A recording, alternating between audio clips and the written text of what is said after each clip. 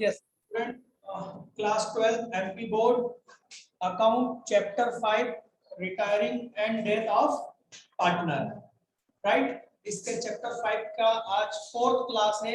आज हम चौथे दिन की क्लास ले रहे हैं, राइट? इसमें हम लोग अब एग्जाम्पल नंबर 19 पर आ चुके हैं और मैं आप लोगों को अभी स्क्रीन पर शो कर देता हूं। यस स्टूडेंट, रहा एग्जाम्पल नंबर 19 जो आपके सामने है।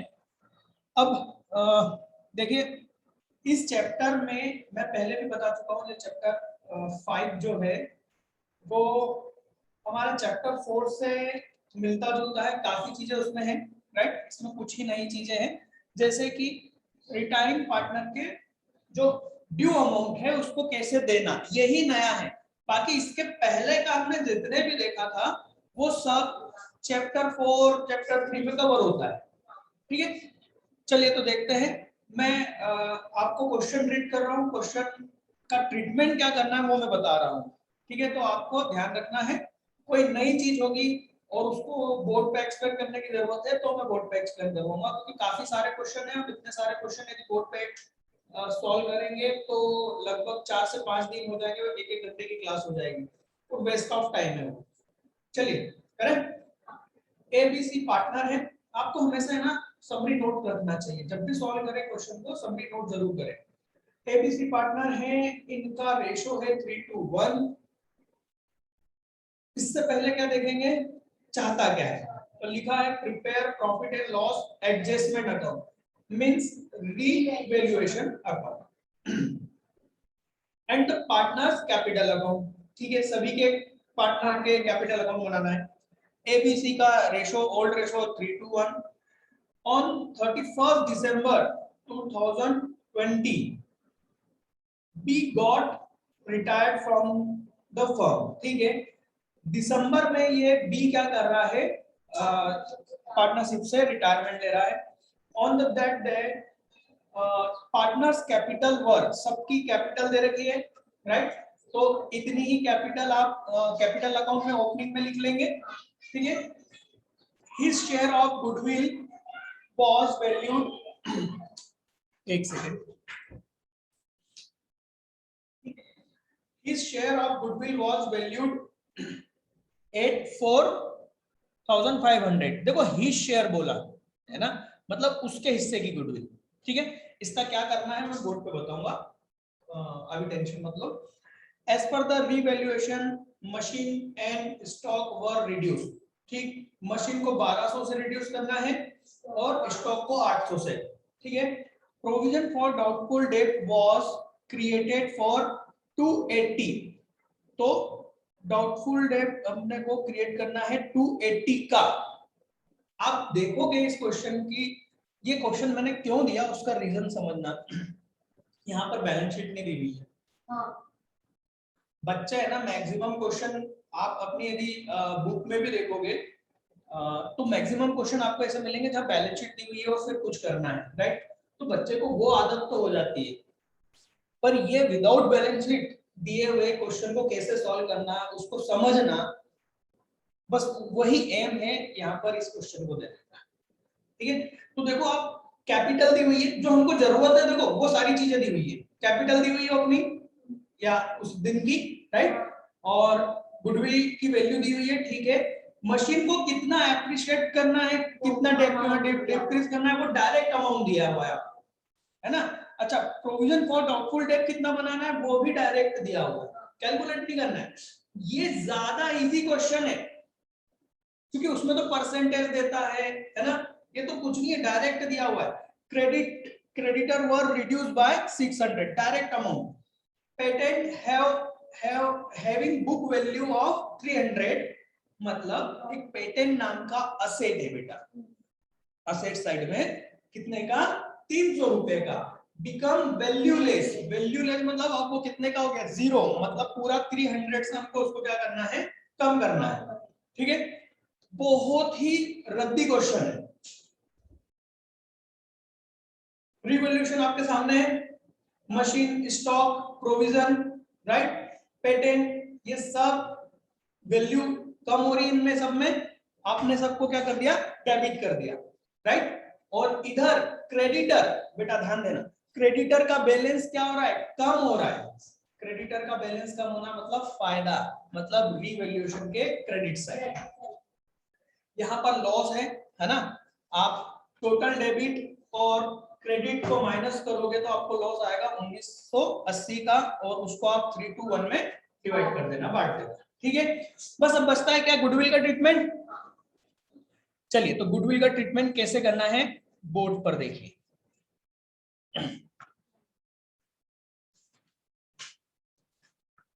यहां पर देखिए ए बी सी तीन पार्टनर है, 3:1 है, जरा चेक करना, ऑर्डर 3:1 है, ठीक है। अब हमने कहा कि गुडविल का ट्रीटमेंट करने का सबसे इजी तरीका है ओल्ड रेशो में बांट दो, न्यू रेशो में बांट दो। यहाँ दो प्रॉब्लम, एक तो न्यू रेशो नहीं दिया है, तो न्यू रेशो नहीं दिया है तो ओल्ड रेशो ही न्यू रेशो हो जाएगा रिमेनिंग पार्टनर का, क्लियर। बी जा रहा है तो न्यू रेशो क्या हो गया, 3:1, क्लियर। अब यहाँ पर जो गुडविल दी हुई है, मैं कर देता हूँ, यहाँ पर जो गुडविल दी हुई है वो एक्चुअल में बी का शेयर दिया हुआ है, बी शेयर इन गुडविल कितना, 45। हमारा ये रूल काम करता है जब टोटल फर्म की गुडविल दी हो, टोटल दी हुई, राइट। तो इसको टोटल में कन्वर्ट कर लो। अब इसको टोटल में कन्वर्ट करने का तरीका क्या है भाई, इसका शेयर कितना है 2/6, और 2/6 किसके बराबर है, 45 के। मेरा एक रूल याद रखो जो मैं पहले से बताता आ रहा हूं, और वो क्या है, जो जितना है उतने से डिवाइड करोगे तो 100 मिलेगा। तो ये इतना है, इसको इतने से डिवाइड कर दो तो क्या मिल जाएगा, 100 मिल जाएगा, है ना। यहाँ पर लिख देना टोटल फॉर्म गुडविल, ठीक, is equal to 45,000 divided by 2, और ये 6 कहां चला जाएगा, ऊपर चला जाएगा। 2 से ये गया 3 टाइम, और 5 और 1 आया, और कितना हुआ 12, और ये 30, ठीक।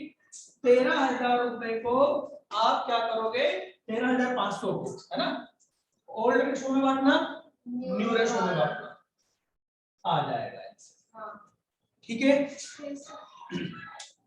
हो जाएगा ना। तो चलिए नेक्स्ट, चलिए तो यहां पर आपका ये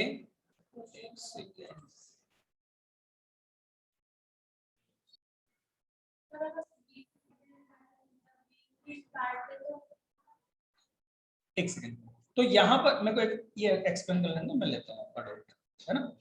देखो आप कैपिटल अकाउंट को फटाफट देख लो, है ना, ये ओपनिंग बैलेंसेस तो दिए थे, ठीक है, और ये जो दिख रहा है एस कैपिटल और बीस कैपिटल जो बी के अकाउंट में क्रेडिट हुए हैं, ये गुडविल का अमाउंट है, ठीक है। रिवैल्यूएशन का लॉस इनको डेबिट हुआ है तीनों को, ठीक। ये 20 कैपिटल जो दिख रहा है ए और सी को, ये गुडविल का ट्रीटमेंट है, ठीक है। अब बात आती है बी का टोटल लगाओ, बी का टोटल क्रेडिट साइड का आ रहा है 9,500, और डेबिट में कितना है केवल 660। ये अभी नीचे जो बैलेंस दिया हुआ है इसको नहीं देखना, है ना। तो 660 को माइनस करेंगे तो क्या बचेगा, 8840, 8,840, ये इसको देना है। क्वेश्चन ने इसके बारे में कुछ भी नहीं कहा, और मैं ये सारी सिचुएशंस आपको पहले बता चुका हूं, ठीक। अब देखो बैलेंस शीट तो दी ही नहीं है, तो हम कहां से चेक करेंगे कि केस में है या नहीं है। हमको अज्यूम ही करना पड़ेगा कि हाँ इतना केस है, क्योंकि यदि ऐसा नहीं होता तो क्वेश्चन हमें कुछ ना कुछ हिंट देता कि भैया लोन देना है, क्या करना है, जो भी, क्लियर। मतलब यहाँ पर बस यहाँ पर ये क्वेश्चन कुछ चीजों का मकसद था, जैसे ये कि इसका पेमेंट का क्या करना है, ठीक, बैलेंस शीट वाला जो मैटर मैं पहले बता चुका हूं वो, ठीक। अब बात आती है एक डाउट की जो पूछा गया है, और क्वेश्चन ये है, डाउट ये है कि सर जो बी की गुडविल है, इधर देखते हैं बोर्ड पर देखते हैं, सर जो बी की गुडविल है उसी को ओल्ड रेशो और न्यू रेशो में बांट दें तो राइट, यही होगा है ना। आप बी की गुडविल किसी और को क्यों दोगे, पहला क्वेश्चन। बी अपने से की गुडविल क्यों बांटे, है ना, मतलब लॉजिकल। हम यहाँ इसका मतलब आपको ये थोड़ा सा समझना पड़ेगा, हम ये कर क्या रहे हैं, ये हो क्या रहा है। कर तो ये रहे कि ओल्ड में बांट दिया, न्यू में बांट दिया, ये क्या हो रहा है, क्यों कर रहे हैं, इसको समझो। वहां पर इसका राज है ना, इसका आंसर वहां है। एक्चुअल में फर्म की टोटल गुडविल कितनी है, कितनी। अब गुडविल का मीनिंग क्या है कि फ्यूचर में ये बिजनेस इतना ज्यादा कमाएगा, नॉर्मल प्रॉफिट से इतना ज्यादा कमाएगा। यदि यहां कोई रिटायर नहीं होता तो वो प्रॉफिट के रूप में इस रेशो में बढ़ता, राइट। पर क्योंकि ये जा रहा है इसलिए फ्यूचर में ये पैसा इस तरीके से इस रेशो में बढ़ेगा। तो आपको ये समझ में आ जाएगा कि भाई इसको तो कुछ नहीं मिलेगा, इसको कितना 45 मिलना था, नहीं मिलेगा, तो वो फिर आंसर आ जाएगा कि भैया किससे किससे कितना कितना लेना है, राइट। तो यहाँ पर इस क्वेश्चन का मेरे ख्याल से कोई पर्टिकुलर आंसर मैं नहीं दे सकता, ठीक है, बात समझ में आ रही है ना। लॉजिक ये है, अब वो क्यों नहीं हो सकता आपको भी थोड़ा बहुत समझ में आया होगा, ठीक है, कॉन्सेप्ट ही नहीं है ना, राइट, क्लियर। डाउट पूछने में कभी कोई वो नहीं शर्म करना है ना।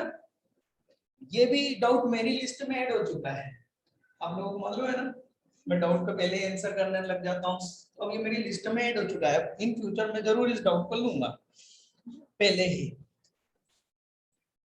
इसलिए मैं बोलता हूँ पूछा करो, मेरी लिस्ट बढ़ जाती है। ठीक है, आगे देखें।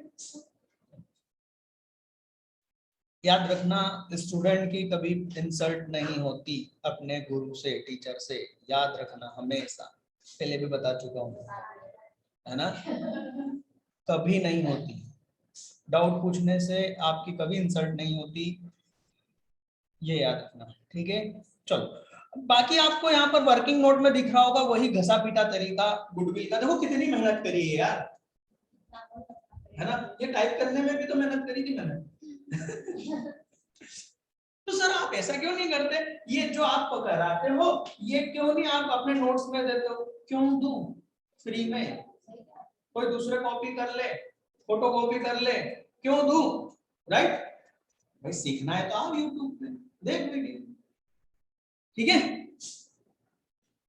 चलिए, तो यहां पर डायरेक्ट आते हैं हम एग्जांपल नंबर 20, देखें। RSM, देखो आप लोगों को यदि ब्रेक लगता हो तो मेरे को बोल दिया करो, है ना, कि सर एक क्वेश्चन के बाद ब्रेक लगेगा, ऐसा तो नहीं है ना। हाँ। चलिए देखते हैं, क्वेश्चन को रीड कीजिए। RSM मैं ही एक्सप्लेन कर देता हूँ यार, आप लोग टाइम लोगे। सबसे पहले क्या देखते हैं, क्वेश्चन क्या चाहता है, क्वेश्चन चाहता है profit and loss adjustment, adjustment मतलब रीवैल्यूएशन अकाउंट और पार्टनर्स के कैपिटल अकाउंट, ठीक है। RSM तीन पार्टनर है, 3 to 1 है। एस इसमें से जो बीच में है वो क्या हो रहा है, रिटायर हो रहा है, और इनकी जो बैलेंस, इनकी जो कैपिटल दी हुई है वो इतनी इतनी दी हुई है। गुडविल इज वैल्यूड एट 13,500, ये फुल गुडविल है ना। मैं बताऊं, इसमें मैंने बड़ी चालाकी से क्या करा है मालूम है, सब अमाउंट को डबल बता दिया। देखो मशीन की वैल्यू 2400 1600 है ना, सिर्फ डबल डबल करके एक क्वेश्चन बताया ताकि आप प्रैक्टिस कर सको, ठीक है। चलिए 21, KBC कौन बनेगा करोड़पति। हाँ उसी को देख के लिया था मैंने, मेरे को याद नहीं आ रहा था और क्या नाम लूं, ABC ABC बहुत हो गया, फिर अचानक याद आया के, अरे KBC, चलो यही है। ठीक है, KBC 3 पार्टनर हैं। अब इनका रेशो आपको निकालना पड़ेगा, तो ये एक्चुअल में 3:1 ही है। ये 1/2 लिखा है ना, 1/2, फिर क्या लिखा है 1/3 और 1/6। इसको जब आप कन्वर्ट करोगे तो ये 3:1 होगा। ठीक है, करके बताऊं क्या? नहीं। इसमें 3 का करेंगे, इसमें 2 का करेंगे, तो देखो ये 3, ये 2 और ये 1। ओके, के बाद में देखते हैं क्या है इनकी बैलेंस शीट। और देखो बैलेंस शीट कैसी दी हुई है, ऐसे टी फॉर्मेट में नहीं दी है ना, बहुत मेहनत करना पड़ी इसे टाइप करने के लिए। हो सकता है कुछ गलत भी टाइप हो जाए, क्योंकि ऐसा करना पड़ता है, थोड़ा वो होता है। चलिए देखते हैं, लायबिलिटी साइड में क्या दिख रहा है, क्रेडिटर दिख रहे हैं। हाँ बिल्कुल बिल्कुल, सबसे नीचे लिखा हुआ है कि भैया prepare revaluation account, capital accounts, है ना, मतलब सभी के, और बैलेंस शीट के और B, after paying amount to C. ओहो, आखिरी वाली लाइन देखी क्या लिखा हुआ है, सी को देने के बाद, सी को देने के बाद मतलब पैसा तो उसको देना है। अब दिमाग लगाना, यदि कैश में बैलेंस होगा, कैश बैंक में, तो दे देना, और नहीं होगा तो फिर लोन लेकर देना। क्यों? क्योंकि पे तो करना है। समझ में आई बात? नोट्स पे वहां अंडरलाइन लगाओ, IFP लिखो। मैं तो ऐसे ही करता था बेटा, मैं क्या पूरे क्वेश्चन थोड़ी कभी करता था ना।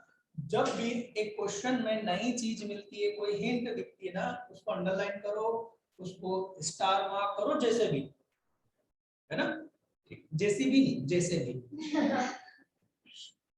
चलिए देखते हैं, सन्ड्री क्रेडिटर 8,000, ठीक, बैंक ओवरड्राफ्ट 3,600। बैंक ओवरड्राफ्ट क्या होता है साहब, यदि 11th में या इसके पहले भी मैंने शायद बताया हुआ है बैंक ओवरड्राफ्ट क्या होता है, आप लोगों ने नहीं सुना है तो बहुत दिक्कत हो जाएगी। मालूम है, बैंक ओवरड्राफ्ट बैंक की एक फैसिलिटी होती है, ध्यान से सुन लो, बैंक की एक फैसिलिटी होती है बिजनेस के लिए, राइट, कि बिजनेस अपना जो भी अमाउंट बैंक के पास जमा करता है उससे भी ज्यादा पैसे को विड्रॉल कर सकता है। जैसे मान लो फोकस ट्यूटोरियल का पेमेंट बैंक में 1,00,000 रुपए है, बैंक में, मेरा पैसा कहाँ है, बैंक में। अब फोकस ट्यूटोरियल को बैंक ने एक फैसिलिटी दी कि आप इसमें 50,000 तक का ओवरड्राफ्ट, ओडी, सिंपल लैंग्वेज में बैंक ओडी बोलते हैं, शॉर्ट फॉर्म में, तो 50,000 का आप क्या कर सकते हो, ओडी कर सकते हो। तो इसका मतलब ये हुआ मेरा कितना है पैसा उसमें, 1,00,000, तो मैं अभी के अभी किसी को भी 1,50,000 का पेमेंट कर सकता हूं, मेरे 1,00,000 रुपए चले जाएंगे और बैंक से मैं 50 क्या ले लूंगा, उधार ले लूंगा, लोन ले लूंगा। तो बैंक ओडी का मतलब होता है, जहां पर आपको बैंक ओडी का बैलेंस दिखे, मतलब बिजनेस के लिए लायबिलिटी है, बैंक से आपने उतने रुपए का लोन ले रखा है। क्लियर? तो देखो लायबिलिटी में लिखा हुआ है जर्नल रिजर्व, है ना भाई, ये क्या है, प्रॉफिट, तो इसको तो बांटना होगा ओल्ड रेशो में, ठीक है। कैपिटल अकाउंट के बैलेंसेस दिए हुए हैं और टोटल बैलेंस दिया हुआ है। ये टोटल बैलेंस दिया हुआ है, मालूम है, ये टोटल लायबिलिटी का बैलेंस दिया हुआ है। हाँ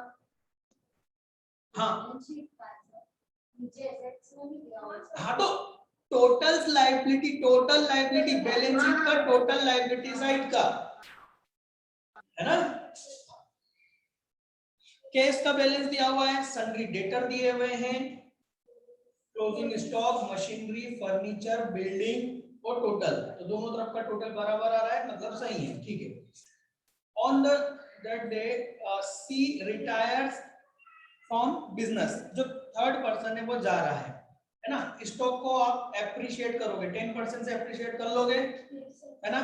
मशीन को हमको डेप्रिशिएट करना है 5% से। Reserve for doubtful debt on debtor to be created at the rate of 5%। तो डेटर कितना है, डेटर कितना है 13,000, तो 13,000 का 500 कर लेना, ठीक है। अब आता है goodwill.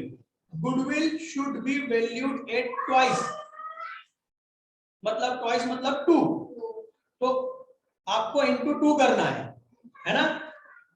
Annual profit preceding the last 5 year, पिछले सालों का जो 5 सालों का जो भी प्रॉफिट है उसका एवरेज करना है और इनटू 2 करना है गुडविल निकालने के लिए। प्रॉफिट लॉस वर first year, second year, third year, fourth year. Fourth year में देखो लॉस है, तो आपको बाकी सारे ईयर का टोटल करना है और इस लॉस को माइनस करना है, राइट। तो गुडविल एवरेज आएगा इनटू 2, ठीक। तो टोटल फॉर्म की गुडविल आ जाएगी। क्या करोगे, old ratio new ratio, clear. 30 मार्च को यू हैव टू प्रिपेयर, ठीक है, ओके। बस अब इसमें बचा क्या, कुछ भी तो नहीं है, नॉर्मल क्वेश्चन है, इसमें कुछ भी ऐसा नहीं है। बस इसमें अब मैं आखिरी में आपके इसमें आंसर में दिखा देता हूं कि सी के पेमेंट का क्या करा, उसका इफेक्ट क्या हुआ, ठीक है। चलिए इसके कैपिटल अकाउंट को देखिए। कैपिटल अकाउंट का टोटल बैलेंस आ रहा है 14,150, ठीक। और क्रेडिट डेबिट साइड कुछ नहीं आ रहा है। अब इसको कितने देने, 14,150, ठीक। तो सबसे पहले देखो कैश का बैलेंस इतना है क्या, है 15,600, ठीक। तो दे दो, खत्म बात, ओके, समझ में आई बात। इफ ऐसा नहीं है, पर मैं जो बताने जा रहा हूं, यदि ये केस का बैलेंस इतना नहीं होता तो ये बैंक ओवरड्राफ्ट दिख रहा है ना, तो बैंक ओवरड्राफ्ट को टोटल अमाउंट से ओवरड्राफ्ट कर लेना। टोटल मतलब 14,150, 3,600 में प्लस करना 14,150, ठीक। पर फिलहाल हमने केस से दे दिया, तो आप बैलेंस शीट में देखोगे केस में से इतना कम हो गया, ठीक। बैलेंस शीट कैसे मैच करते हैं भाई, जो जो उन्होंने हमें एडजस्टमेंट दिए वो लिख दिए, उसके बाद में जो क्वेश्चन की बैलेंस शीट है उससे मैच करते हैं कि भैया कुछ छूट तो नहीं रहा है, और जिसके बारे में कुछ नहीं कहा है वो एज इट इज अमाउंट आ जाता है। बट हमेशा केस बैंक को देखना होता है कि केस बैंक का कुछ ट्रांजेक्शन हुआ है या नहीं हुआ, क्लियर। इसमें कुछ भी नहीं था। सर क्या इतना बड़ा क्वेश्चन एमपी बोर्ड में फिलहाल 21-22 में आएगा, नहीं आएगा, नहीं आएगा, नहीं आएगा, तो सर क्यों करवा रहे हो। इसमें से कोई से भी 2 पॉइंट या 3 पॉइंट का एक क्वेश्चन बन जाएगा। अब वो कौन से 2 पॉइंट 3 पॉइंट हो सकता है हमको नहीं मालूम ना, इसलिए हम देख रहे हैं, ठीक है। कौन सा क्वेश्चन पाएगा 22 में, ABC, ठीक। तीनों पार्टनर हैं 3-2-1 के, और मार्च 2018 की इनकी बैलेंस शीट दी हुई है। बैलेंस शीट में असेट साइड देखो जरा, case, debtor, stock, building, profit and loss account. ये क्या है प्रॉफिट एंड लॉस अकाउंट, ये लॉस है, तो क्या करोगे इस लॉस को, बांट देना। एंट्री क्या होगी, कैपिटल अकाउंट डेबिट। क्यों क्यों क्यों कैपिटल अकाउंट डेबिट, ये लॉस है, राइट, तो उनसे लेना है एक तरह से, है ना, तो उनको डेबिट करेंगे और क्रेडिट प्रॉफिट एंड लॉस। तो ये नई बैलेंस शीट में ये प्रॉफिट एंड लॉस अकाउंट नहीं आएगा, क्लियर। लायबिलिटी साइड कुछ दिख रहा है क्या, ऐसा नहीं है सर, सिर्फ 2 ही चीजें, क्रेडिटर और कैपिटल। बी रिटायर हो रहा है, ठीक है, बी रिटायर हो रहा है। बिल्डिंग को एप्रिशिएट करना है बाय 70,000। वाह यार, पहली बार इतना बड़ा अमाउंट मिला। इधर भी तो सब बड़े ही लाख में, नहीं तो वो 400, 500, 1000 ही चल रहा है। चलिए, मैंने क्वेश्चन को ये नंबर्स बढ़ाने की, अमाउंट बढ़ाने की कोशिश करी थी, पर क्या होता है कि वो जब तीनों अकाउंट आते हैं ना कैपिटल के, तो उसमें ये लिखने जाओ तो वो फैल जाता है और बहुत जगह कंज्यूम करता है, मतलब अजीब सा हो जाता है वो। तो फिर मैंने भी मजबूरी में उनको छोटा छोटा ही अमाउंट रखा है, चलिए देखते हैं। ABC राइट हो गया। Provision for doubtful debt to be made 5% on debt का 5% कर लेना यार। Goodwill valued 180 and adjustment in this respect to be made in continuing partner capital account without rising the goodwill account। अरे यार मालूम है ये क्या बोल रहा है बेटा। बेटे मतलब अच्छे बड़े बच्चे को, जैसे आप बड़े बच्चे हो है ना, आपको बोल रहा है बेटा खाना खाने से पहले हाथ धो लेना, तो तुम क्या बोलोगे? हाँ दादाजी। मतलब मजाक ही कर रहे हो ना यार, ये तो हर कोई करता है भाई। हमें अच्छे से मालूम है कि इस चैप्टर में और अकाउंटिंग स्टैंडर्ड 26 के अकॉर्डिंग गुडविल अकाउंट को ओपन करने की जरूरत नहीं है। जो भी एडजस्टमेंट होगा गुडविल का वो कैपिटल के थ्रू ही होना है। क्लियर? फोर्थ पॉइंट है 30,000 to be paid to be immediate. ओह मतलब जो भी इसको देना होगा ना उसमें से 30,000 तो इसको अभी दे दो, ठीक है। And the balance in his capital account to be transfer to his loan account.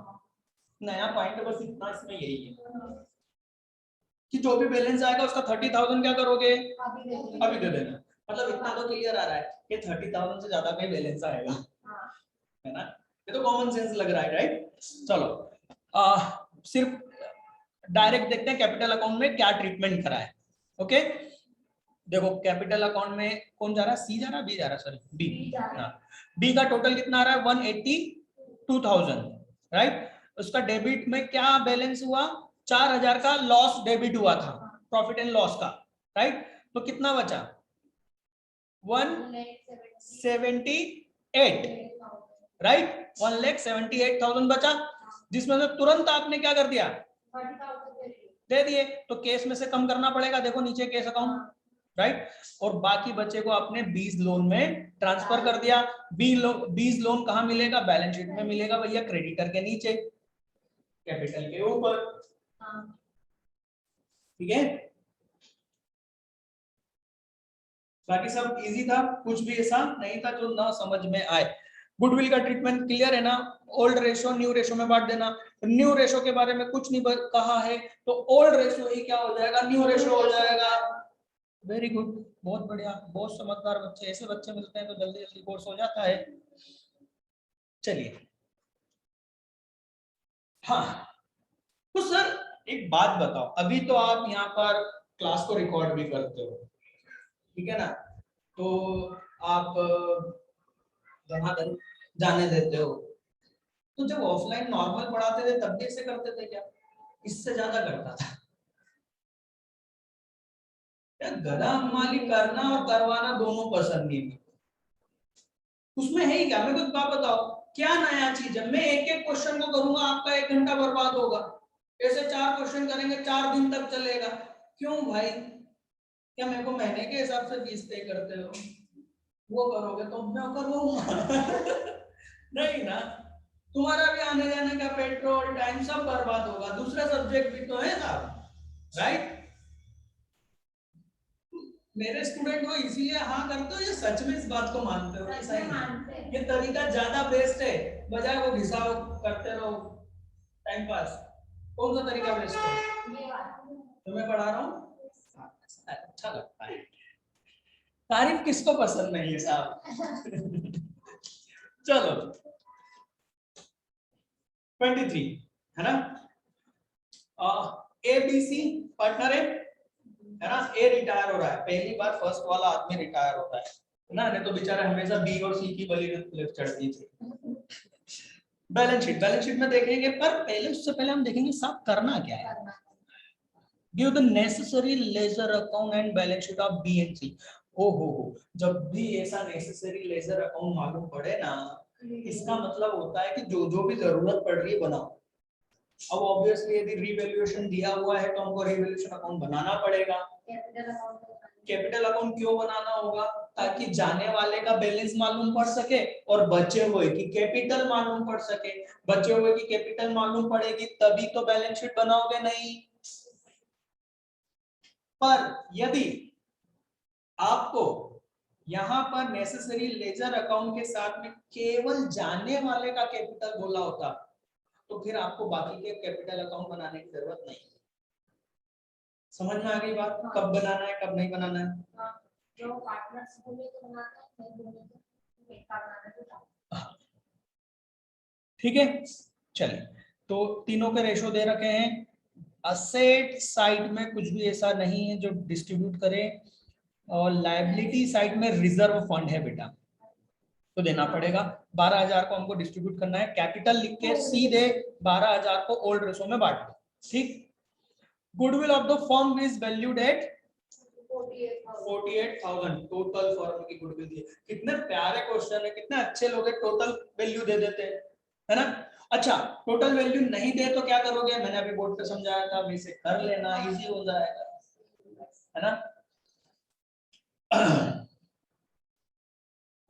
Building have appreciate, stock depreciate, appreciate मतलब वैल्यू को बढ़ाना, डेप्रिशिएट मतलब कम करना। A will be paid through bank, उसको बैंक से पेमेंट करेंगे, मतलब उसको पेमेंट करना है। आफ्टर यूजिंग बैंक बैलेंस, देखो देखो देखो कितना बढ़िया बन रहा है, बैंक का बैलेंस यूज करना है आफ्टर, इफ रिक्वायर्ड मतलब जो भी हमारे पास बैंक में बैलेंस है वो देने के बाद में, जैसे मान लो बैंक में सपोज करो 5,000 है और उसको देना है 12,000, तो 5,000 तो आप बैंक का यूज कर लो, बाकी के 7,000 का क्या करना है आगे बता रहा है। नेसेसरी लोन में बी ऑब्टेन फ्रॉम बैंक, बाकी का आप क्या करोगे? बैंक से पैसा ले लोगे, लोन ले लोगे, right. New profit sharing ratio, ओहो क्वेश्चन में न्यू प्रॉफिट शेयरिंग दिया हुआ है, बहुत ही बढ़िया और बहुत ही घटिया क्वेश्चन। सर ये कौन सा तरीका होता है? अरे यार कुछ सब कुछ तो उसमें मतलब चीख चीख के बोल रहा है कि ये कर दो ये कर दो, अब उतना भी भेजा ना चले,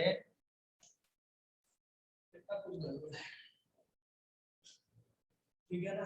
चलो कहाँ गड़बड़ है? गड़बड़ बेटा हमने कहीं कृपा रुकी हुई है। चलिए ए रिटायर हो रहा है ना, ए का बैलेंस आप देखोगे तो 81,500, ठीक। तो इतना ही उसको देना है क्योंकि डेबिट साइड पे कुछ है नहीं, तो उसको दे दिया, एक तरह से उसको टू बैंक कर दिया हमने। अब हम बैंक में देखेंगे कि हमारी बैंक में कितना था, ऊपर क्वेश्चन में देखना बेटा पहले 38, तो 38 पूरा दे दिया और बाकी कितना बचा बैलेंस करोगे, वर्किंग नोट में शो करा हुआ है, हाँ ये देखो नीचे वर्किंग नोट में शो करा हुआ है, उसको देना 81,500, बैंक में कितना है 38, तो बाकी का 43,500 हमने क्या करा बैंक से लोन लिया। तो इसका इफेक्ट क्या होगा सर? इस तीनों चीजों का इफेक्ट ये होगा कि बैंक में बैलेंस खत्म हो गया आपका, न्यू बैलेंस शीट में आप देखोगे कि आपको बैंक का बैलेंस नहीं दिखेगा, और दूसरा लायबिलिटी साइड एक बैंक लोन आ गया 43,500 का, ये इसका इम्पैक्ट है। क्लियर? बैंक अकाउंट भी बनाकर बताया हुआ है, ठीक। बैलेंस शीट ये रही, फाइनल बैलेंस शीट आपकी। मेरे ख्याल से अब इसमें कुछ भी ऐसा नहीं है बताने लायक। ओके, क्या आप लोग और क्वेश्चन करने की हिम्मत रखते हैं? हाउ द जोश। करें, है ना। ये क्वेश्चन और देख लेते हैं इसके बाद।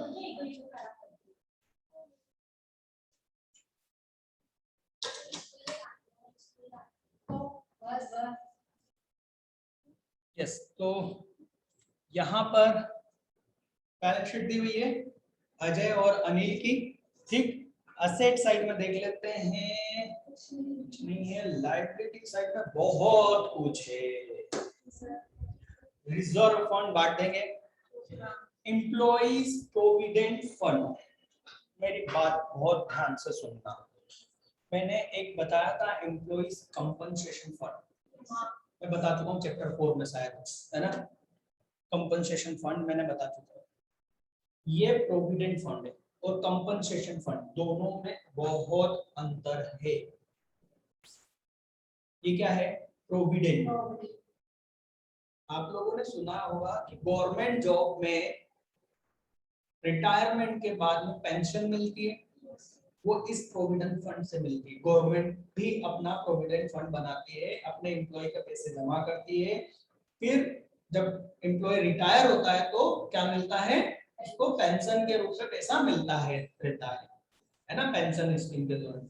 वो गवर्नमेंट की वो पॉलिसी गवर्नमेंट का होता है। इसी तरह से प्राइवेट बिजनेस भी कर सकता है, वो अपना खुद का प्रोविडेंट फंड बना सकता है और बनाएगा ही। इसमें यहाँ पर के रूल काम करते हैं कि इंडिया का कानून क्या बोल रहा है। एक रूल है कि इतने एम्प्लॉइज यदि हैं, वैसे रूल मैं शॉर्टकट में बता रहा हूँ, यदि 20 एम्प्लॉइज हैं आपके यहाँ, तो आपको क्या करना पड़ेगा, अपने हर एम्प्लॉइज का प्रोविडेंट फंड जमा करना पड़ेगा, उसके लिए बनाना पड़ेगा। या तो गवर्नमेंट स्कीम में जमा करो या अपना खुद का बनाओ। ये कंपलसरी बनाना है। कब, मतलब जब वो रूल एप्लीकेबल हो जाता है, ये ऑप्शनल नहीं होगा, राइट। आपको जब भी क्वेश्चन में ये दिया जाएगा, इसका मतलब वो कंपलसरी है, राइट, है ना। अपने दिमाग से ऑप्शनल हटा दो, आप तो ये मान के चलो ये गवर्नमेंट के रूल के अकॉर्डिंग आपको बनाना है। तो ये लायबिलिटी साइड तो लिखा हुआ है, पर क्या ये जो लायबिलिटी है बिजनेस की लायबिलिटी है टूवर्ड्स ओनर है क्या, ओनर के प्रति लायबिलिटी है क्या, नहीं, ये ओनर्स का पैसा है क्या, नहीं, रिजर्व फंड ओनर्स का पैसा है, ये तो एम्प्लॉइज का है। और हमने क्या बोला था कि ऐसा फंड एक्यूमुलेटेड प्रॉफिट या रिजर्व जो कि प्रॉफिट का हिस्सा होते हैं उसको बांटना है, मतलब कि ऊपर जो रिजर्व फंड दिख रहा है उसको बांटना है। एम्प्लॉई कंपनसेशन फंड, कंपनसेशन क्षति, कंपनसेशन मतलब क्षतिपूर्ति, घटना हो जाए, एक्सीडेंट हो जाए, वो जो फंड बनाते हो आप बिजनेस के प्रॉफिट में से बनाते हो, और ये करना उस बिजनेस के ओनर का एक ठीक है, ऑप्शनल है, इच्छा पर है। बात समझ में आ रही है। तो वो प्रॉफिट का हिस्सा जो अलग से बचा के रख रहे हैं वो टूवर्ड्स ओनर है, मतलब वो किसका पैसा है, ओनर का पैसा है, वो ओनर की इच्छा पर है। जबकि ये जो प्रोविडेंट फंड है ये क्या है, ये इच्छा पर नहीं है, कंपलसरी है गवर्नमेंट की तरफ से, और ये एम्प्लॉइज के लिए रख रखा है, आपके लिए नहीं है। तो इसको बांटोगे क्या, नहीं, इसको हाथ भी मत लगाना है, ऐसा वैसा उठाना, क्लोजिंग बैलेंस शीट में ऐसा वैसा लिख देना, है ना। जैसे अपन गणपति जी को जब स्थापना करते हैं तो लाते हैं और प्यार से ऐसे रखते हैं कि नहीं, बस बिल्कुल वैसे, है ना। ठीक, इसके नीचे क्रेडिटर्स और प्रॉफिट एंड लॉस अकाउंट, तो प्रॉफिट एंड लॉस अकाउंट को बांट देना, रिजर्व फंड और प्रॉफिट एंड लॉस अकाउंट बढ़ जाएगा। ओके, हाँ, अप्रैल को इन्होंने क्या करा, अजय रिटायर हुए, अजय मतलब पहला व्यक्ति, राइट। अब देखो जरा खास सबसे बढ़िया बात, दो पार्टनर है जिसमें से एक चला गया, क्या बचा, अकेला मालिक, सोल प्रोप्राइटरशिप हो गया। अब ये पार्टनरशिप नहीं है, क्यों नहीं है, पार्टनरशिप के लिए मिनिमम 2 चाहिए, राइट। तो ये सोल प्रोप्राइटर हो गया, clear. According to the partnership deed, goodwill shall be well calculate 2-year purchase into 2 average profit 3 year। अब जरा ध्यान से देखना, 3 ईयर का प्रॉफिट, आपको लास्ट 2 ईयर का प्रॉफिट दिया हुआ है, जबकि बोल क्या रहा है, तो क्या करें साहब, अरे आखिरी ईयर का प्रॉफिट बैलेंस शीट में दिया हुआ है, देखो देखो 6000 दिख रहा है, 6000 रुपए आखिरी ईयर का, जो अभी रिसेंटली कल खत्म हुआ है, उस ईयर का प्रॉफिट तो आपको बैलेंस शीट में दिख रहा है ना। तो सर वो तो हमने बांट दिया, है ना। आया क्वेश्चन कि सर वो तो हमने बांट दिया, अरे तो बेटा आपको एवरेज करना है, बाकी के 2 साल का कौन सा प्रॉफिट तुम्हारे पास में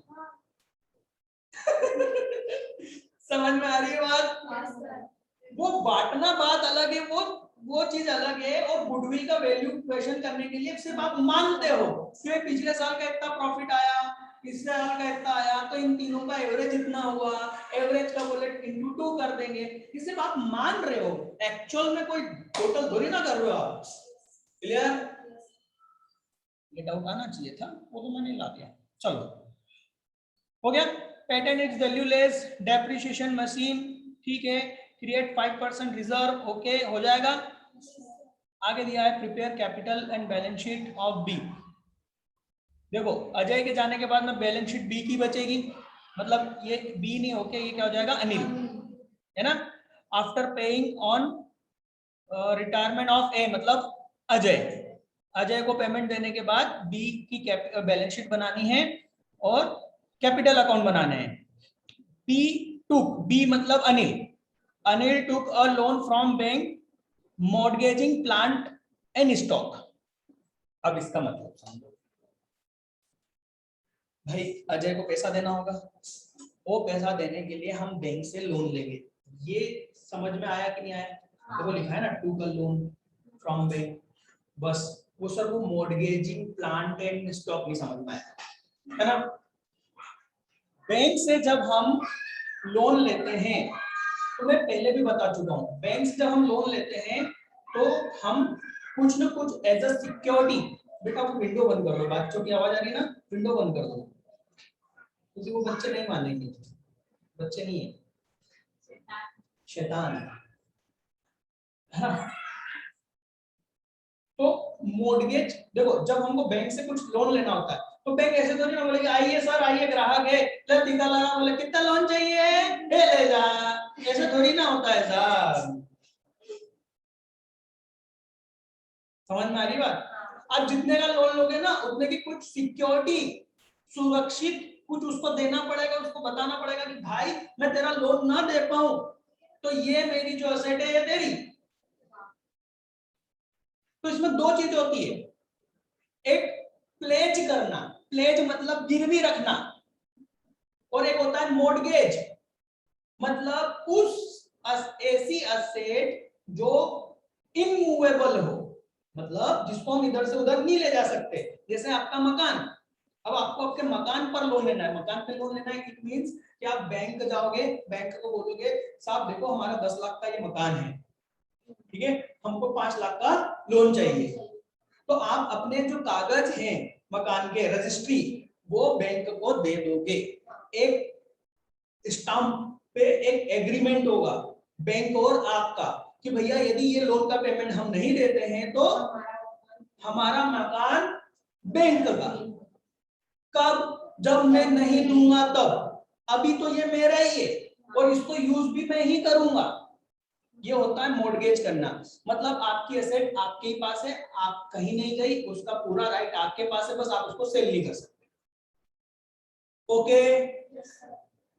जबकि प्लेज मतलब गिरवी रखना, गिरवी रखने में वो चीज उसके पास रहती है जिससे आपने लोन लिया, जैसे माँ के कंगन है ना, पुरानी पिक्चरों में गिरवी रख दिए थे तो वो लाला के पास में रहते थे, वो कंगन उसके उसकी कस्टडी में चले जाते थे लाला की। समझ में ही बात? तो मॉर्गेज करने के लिए कोई जर्नल एंट्री नहीं होती, क्योंकि असेट अभी भी आपके पास है, वो गई कहीं नहीं। तो सिर्फ एक ही एंट्री होगी, bank account debit loan amount से टू बैंक लोन।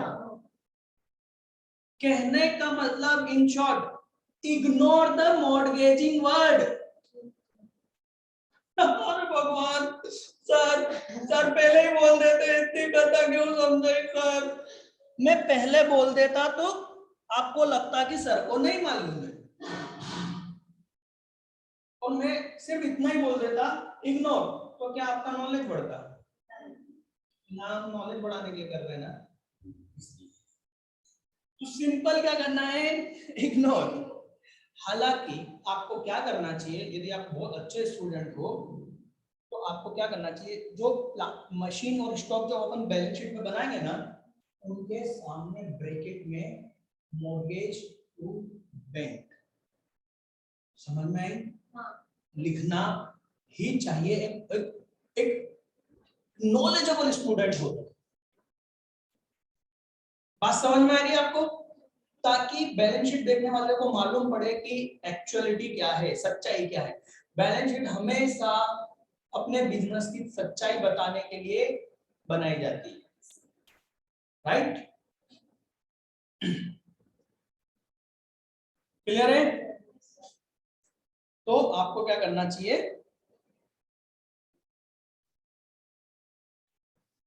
ठीक है। तो यहां पर कुछ भी नहीं करना है, ऐसा कुछ भी नहीं था जो इसमें मुझे लगे बताने वाला। सिंपल सा रिवैल्यूएशन कर देना बेटा, है ना। अजय का और अनिल का कैपिटल अकाउंट बनाना, ठीक है। देखो मैंने इनको अलग अलग क्यों बनाया, क्योंकि दोनों का जो ये अमाउंट जो बड़े बड़े थे ना, ये साथ में नहीं आ रहे थे, इसलिए मैंने अलग अलग बनाया। आप दोनों का कर सकते हो साथ में, तो दोनों साथ में बनाना। अजय का टोटल पेमेंट कितना आ रहा है, 18,900। इसके लिए हम क्या करेंगे, 18,900 का बैंक से लोन ले लिया, ये देखो, ठीक है। और प्लांट एंड मशीनरी के सामने हम क्या लिख देते हैं, प्लांट और स्टॉक के सामने हम क्या लिख देते हैं, मॉर्गेज। अब स्टॉक तो मूवेबल असेट होता है, पर मैंने क्या बोला था, इनमूवेबल स्टॉक पर एप्लीकेबल होता है, ठीक है। उसका रीजन अब उसमें इतना भी ज्ञान नहीं लेंगे हम ठीक है। तो यहां पर हम 24 कंप्लीट कर चुके हैं बेटा,